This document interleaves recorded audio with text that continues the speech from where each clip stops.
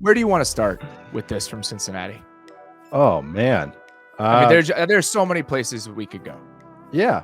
I would say this is the stat about the Bengals offense, but it's a Sean McDermott stat. This was the 5th worst game by success rate under Sean McDermott since he's been a head coach for the Bills. And the Bengals only had 6 explosive plays. That means they just got peppered. Peppercorn staked there. That was just all game. I think that was just a brilliant display on both sides of the ball from the Bengals, understanding opponents, understanding their own usage. I'm trying to even think of what the explosive plays were. I mean, the Chase touchdown, I think, is considered an explosive play. I think that's runs. That's a broken play. Yeah. But I mean, a lot of the other completions are underneath. I mean, it's really interesting because that's what the game felt like. The Bengals were in total control the entire game on both sides of the ball, honestly. And I think that's what it felt like to me. My biggest takeaway from this, before we talk about like kind of the personalities involved in Cincinnati, and I think how we should talk about them. Coming into this game, I was concerned about the Bengals offensive line and what they would look like against Buffalo's front. Not because Buffalo's front is elite or anything, because they're not. And I think that's also worth mentioning. The bigger mismatch in this game was the Bills offensive line against the Bengals front. And the fact that I could be as concerned coming into this one about 3 guys being out for Cincinnati, and the Bills looked like the team that was missing multiple starters up front. I think that's all you need to say. I mean, that defined the game, in my opinion. They absolutely owned them physically. And it was brutal. Going into their place and doing that for a team that I think last year, maybe, especially in offense, you probably thought was a little bit of a finesse team. Their inability to run the ball. The fact that they have changed their stripes, pun intended, to be able to do what they did today is such a testament to it's a conversation we've had all season. Right? I mean, this is something we've talked about all year, that week 5 shift. This was the culmination of that shift with 3 starters out on the offensive line, which is absolutely remarkable. They were owning in the run game. They were pushing, getting movement on their double teams in the run game with backups. And this was, I mean, the Bengals run game, just to reiterate, it was a top 5 in every metric since week 5, 4th in rushing DVOA, 2nd since week 5, 3rd since week 5 in rushing success rate, and 5th in EPA per rush since week 5. Top 5 unit, no matter what. It fell off a little bit going against the Patriots, who are a really good defense, and the Titans a little bit. Titans did okay, but other good defenses near the end of the game or end of the season.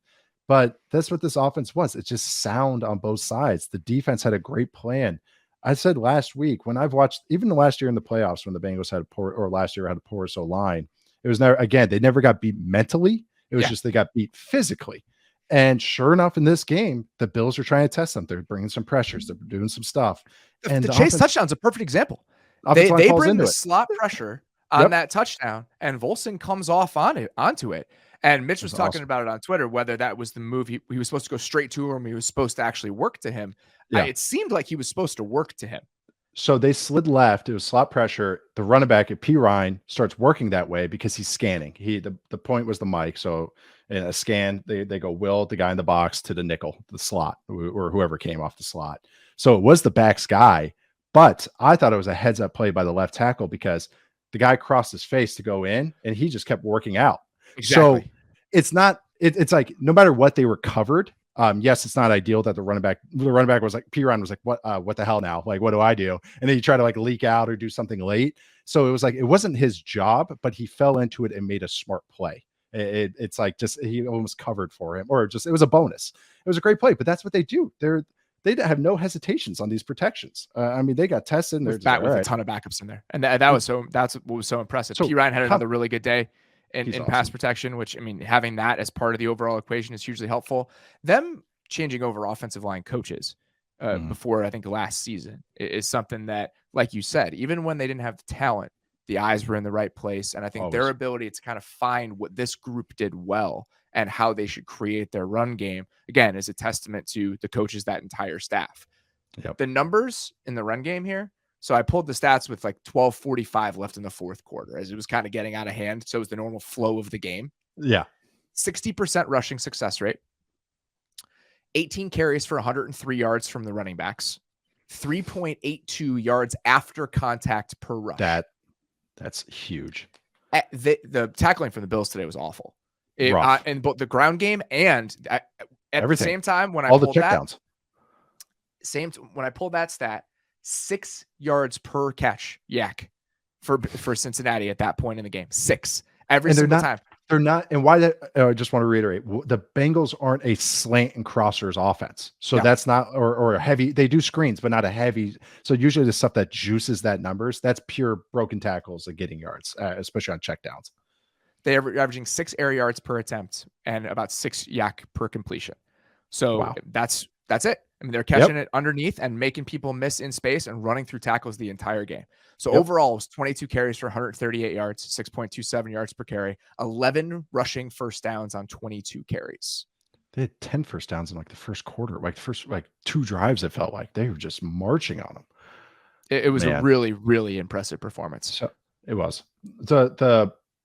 You would think with the injuries to the Bills DBs, their safeties, that you would think it would show up in the pass game first. That's where you naturally think. It showed up in the run game for them, to me, because they play so much quarters, and a quarter safety is the run fit. They are the forced defender. They come down late, and that's where I felt was missing.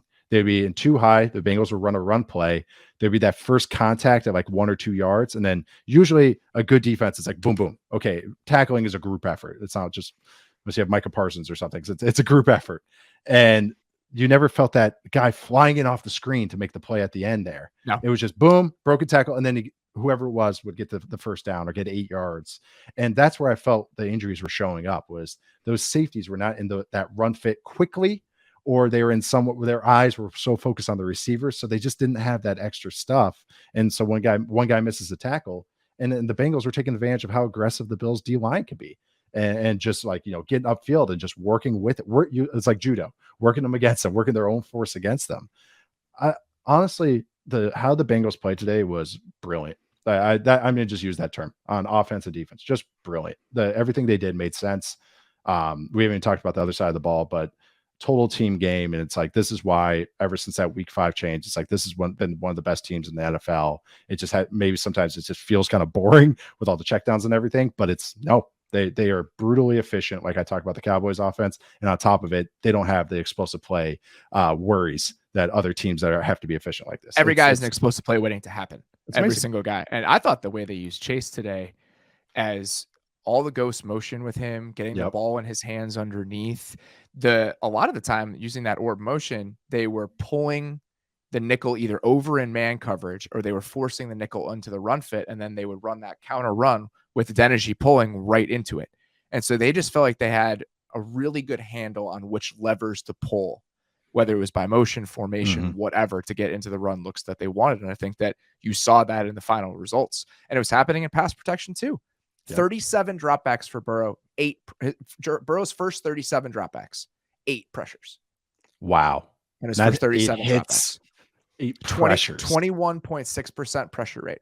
The Bills, again, it was fourth quarter when the game seemed to be over. So I wanted to do it like within the flow of the actual game. At that point, with about 12 minutes left in the fourth quarter, 43% pressure rate for Buffalo. Yep. That's exactly the game right there. So let's talk about Big Lou. one last schematic thing the Bengals were doing, what I thought was so cool, was the Chase touchdown was one of them, and had nothing to do with the actual play, but they did this a few times. If people notice, Burrow has a wristband, but they were having some long play calls in the huddle, and it was because they were doing a lot of total formation shifts. So they would show Chase in a split backfield and then shift him into the slot, but their Bills don't run a ton of coverages, so they're very astute on what you're trying to do. So they make up their rules. Hey, he's going to be in the slot. We got to do this, this, and this. That's one way to hide it. That's another layer of communication they're forcing on the defense. But they did that a lot in the first half, and I just thought that again, another just a brilliant little tweak. But the other side of the ball, some frustration.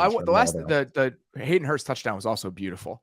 Running that screen again, you're running a lot of screens, getting the ball in guys' hands quickly, and to pump that and to try to create an explosive play, I thought was just another like beautiful little wrinkle. They had so many of those today. So go to the other side of the ball. The play that you wanted to talk about, it's very funny because they're up 14-0. Cincinnati is. It's 1st and 10. After this exact play is when I tweeted that Big Lou was cooking. Literally this exact play that you wanted to talk about. So it's awesome. 1st and 10. They're up 14-0, and the Bengals bring Von Bell off Yep. off the perimeter on a blitz here. Yeah, it ends up being a simulated pressure. They rush 4, and with the Bengals here, and this is what, Sweet Lou, he was in his mystery box, man. They went with this is that these simulated pressures have given the Bills a lot of issues, and on this they're showing single high, either man coverage or cover 3. If I were a quarterback, I would guess this would be cover 3.